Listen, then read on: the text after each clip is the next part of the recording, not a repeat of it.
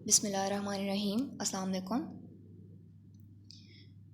Last chapter हम start करने जा रहे हैं, दैट इज़ अबाउट इंडस्ट्रीज़। इसमें से जो लास्ट टॉपिक है आपका पेट्रोलियम वाला, वो रिमूव हो गया, वो इंक्लूड नहीं है अब आपके सिलेबस में, बाकी पूरा चैप्टर इंक्लूड है।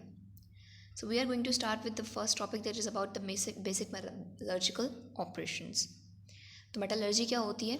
Actually it is extraction of metal, यानी मेटल को एक्सट्रैक्ट करना फ्रॉम मिनरल्स या फ्रॉम ओर्स और उसको प्योर फॉर्म में कन्वर्ट करना। This is actually metallurgy. अब इसमें जितने प्रोसेसेस इन्वॉल्व हैं उनको डिस्कस करेंगे, और प्रोसेसेस को डिस्कस करने से पहले कुछ डेफिनेशंस आप देख लें। सबसे पहले है जी, मिनरल्स क्या होते हैं? सॉलिड पार्टिकल्स हैं, अर्थ के नीचे मौजूद होते हैं और इनमें मेटल्स प्रेजेंट होती हैं। मिनरल्स के अंदर क्या मौजूद होती हैं? मेटल्स। वो मेटल्स कंबाइंड फॉर्म में प्रेजेंट होती हैं अलॉन्ग विद इम्प्योरिटीज़।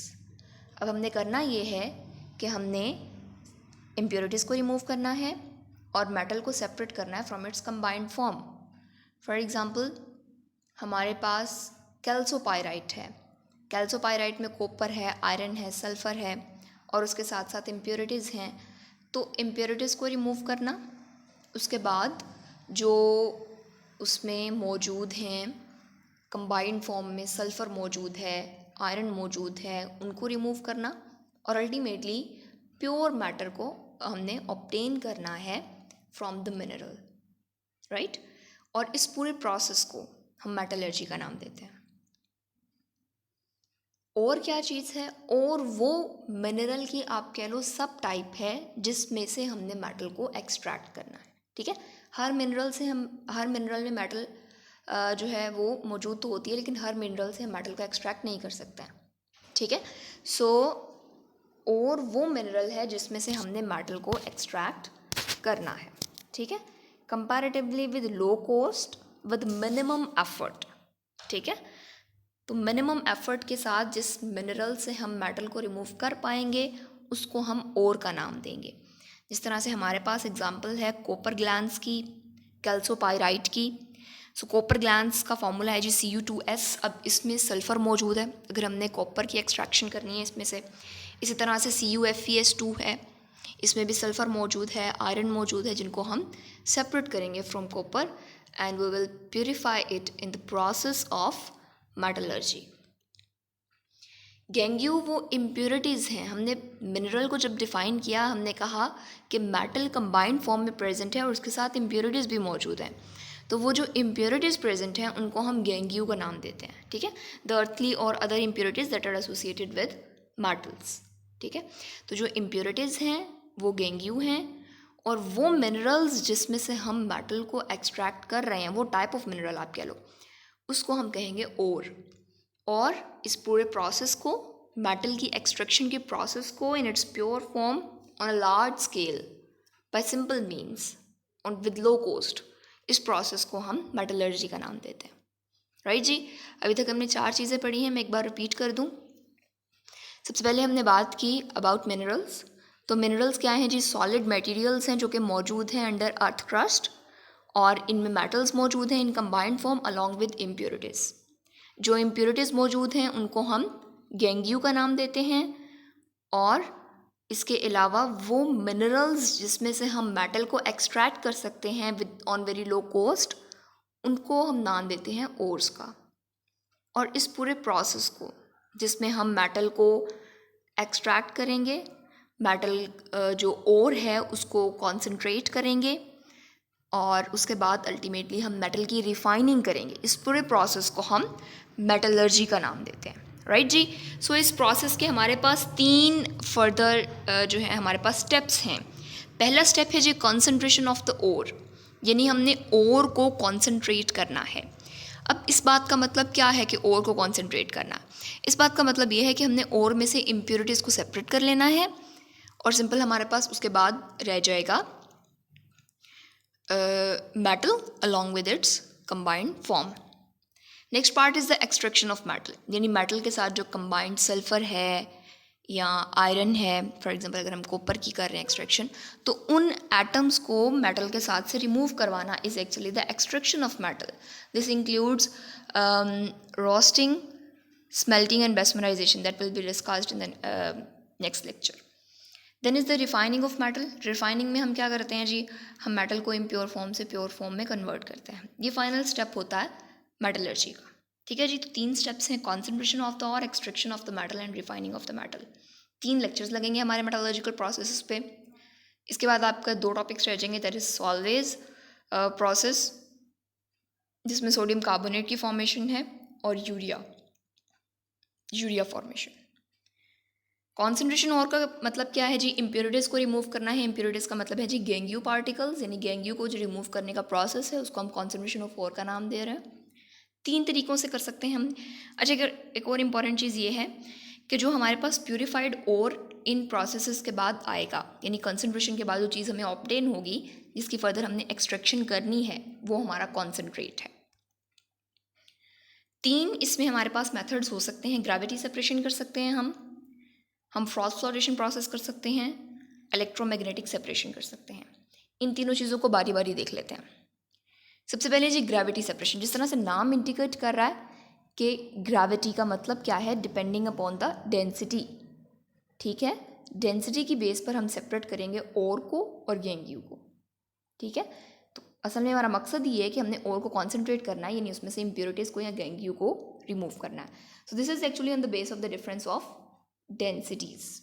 ठीक है, सो होगा ये कि जो हैवी मेटल होगी वो चूँकि हैवी है, उसकी डेंसिटी ज़्यादा है, तो अगर हम उसको पानी में रखेंगे तो वो, यानी अगर हम ओर को पानी में रखेंगे तो जो मेटल वाला उसका पार्ट होगा, जो कॉन्सनट्रेट होगा, वो सेटल डाउन हो जाएगा, यानी वो पैंदे में बैठ जाएगा. जिस तरह से आपको यहाँ पर नज़र आ रहा है, कॉन्सेंट्रेटेड और नीचे बैठा हुआ ब्लू कलर में. और जो गैंग्यू पार्टिकल्स होंगे, चूँकि उनकी डेंसिटी कम है, तो वो फ्लॉट करना शुरू कर देंगे. सही हो गया. और इसमें एक इम्पोर्टेंट चीज़ ये है कि agitation in a stream of water. Agitation का मतलब होता है हिलाना, उसको मिक्स करना टाइप. ठीक है, सो एजिटेशन हम कर रहे हैं ग्रेविटी सेपरेशन में विद वाटर.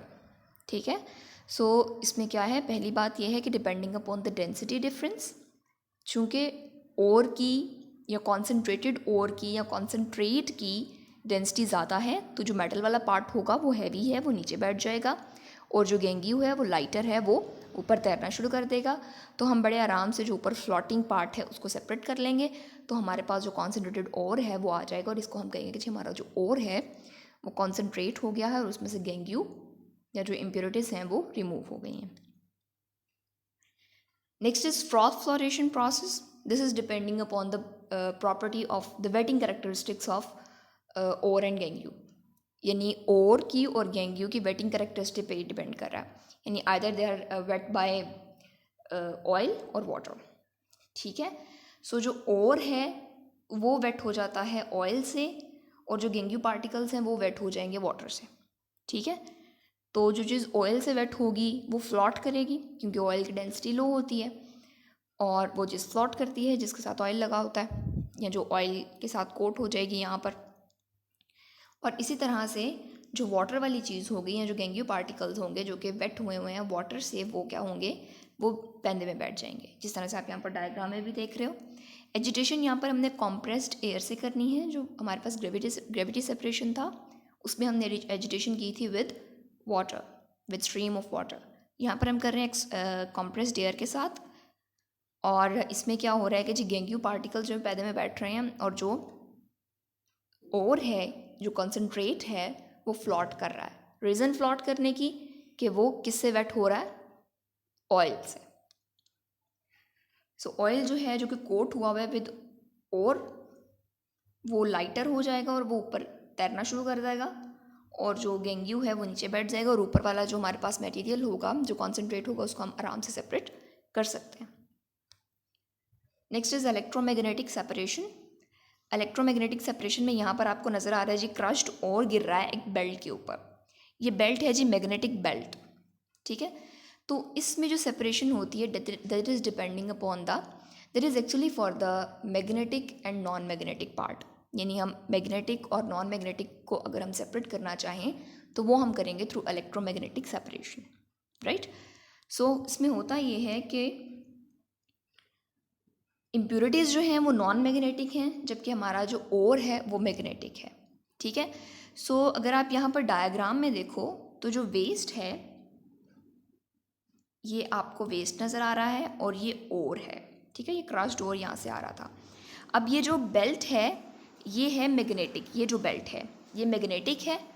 तो होगा क्या कि जब यहाँ पर क्रश्ड ओर गिरेगा इस बेल्ट के ऊपर, तो यहाँ पर आकर जब इसने फॉल होना है तो पहले वो चीज़ फॉल होगी जो नॉन मैग्नेटिक है, because that is not attracted towards magnet. जो चीज़ पहले फॉल कर रही है जो नॉन मैग्नेटिक है वो मैग्नेट की तरफ अट्रैक्टेड नहीं है, तो वो टिल्ट होकर नहीं गिरेगी, डाइवर्ट होकर वो नहीं गिरेगी। जबकि डाइवर्ट कौन सी चीज़ होगी जो कि मैग्नेटिक होगी, जाहिर है इस मैग्नेट की तरफ मैग्नेटिक चीज़ ही अट्रैक्ट होगी ना। समझ रहे हैं आप बात को? ठीक है। इसमें सिंपल मतलब यही है कि जो क्रश्ड ओर है उसमें से जो ओर है वो मैग्नेटिक है, इम्प्योरिटीज़ नॉन मैग्नेटिक है। नॉन मैग्नेटिक चूँकि मैग्नेट की तरफ अट्रैक्ट नहीं हो रही, वो सिंपल इस बेल्ट से ट्रैवल करके यहाँ पर आके गिर जाएंगी। जबकि मैग्नेटिक जो हैं वो अट्रैक्ट हो रही हैं टुवर्ड्स मैग्नेट, तो वो इसके साथ चिपकी होंगी और वो यहाँ पर आकर थोड़ी टिल्ट होकर गिरेंगी, थोड़ी अट्रैक्ट होकर टुवर्ड्स द बेल्ट, थोड़ी टिल्ट होकर गिरेंगी। तो इस तरह से हमारे पास नॉन मैग्नेटिक गेंग्यू और मैग्नेटिक ओर सेपरेट हो जाएगा। राइट जी।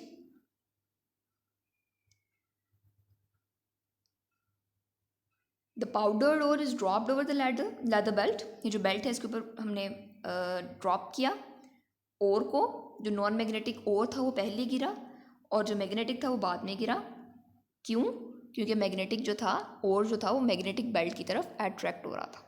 राइट जी। सो यहाँ तक आपने लर्न करना है। Next lecture will be about smelting, bessemerisation and roasting. और उससे नेक्स्ट जब रिफाइनिंग कर लेंगे तो हमारी मेटल पूरी तरह एक्सट्रैक्ट हो जाएगी और मेटलर्जी का प्रोसेस कंप्लीट हो जाएगा। याद रखिएगा आज हमने मेटलर्जी के प्रोसेस का पहला स्टेप देखा है, that is concentration of ore. Thank you ji.